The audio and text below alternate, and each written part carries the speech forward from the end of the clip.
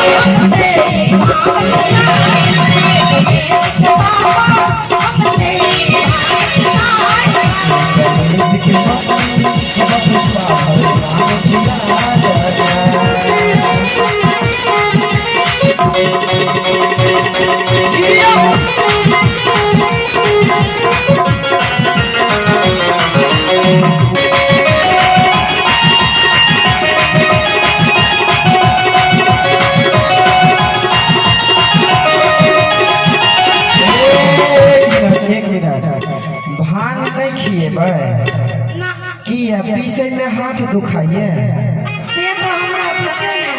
देखिए आई काल तो mixture machine आबि गेल छै हां लेकिन भांग खा के जे नशा में आ रही छी से नहीं पसंद है से किया भांग खा ले छै त एमहर के बदला ओमहर चल जाय छै की हां अच्छा जे भेले से भेले लेकिन अहाँ भांग नहीं पीसब त गांजा तो मिल सकै छियै ना अच्छा भंगिया न दे दू त गांजा माला काम मेहनत के काम इज्जत निकाला अच्छा भंगिया न दे दू त गांजा माला काम मेहनत के काम इज्जत निकाला बोला हवा खिला लेके अब मारी दम बोला हवा खिला लेके अब मारी दम हमरा 4 किलो कस के धरा के मम्मी गणेश के मम्मी बसपा भगवान किया के मम्मी बसपा भगवान किया रंग भंगिया को भेड़ की बोल दे रंग भंगिया को भेड़ की बोल दे रंग भंगिया को भेड़ की बोल दे रंग भंगिया को भेड़ की बोल दे हरिया के मत गणेश के पापा हम तेरी मांग गणेश के पापा हम तेरी मांग गणेश के मम्मी बसपा भगवान किया गणेश के पापा हम तेरी मांग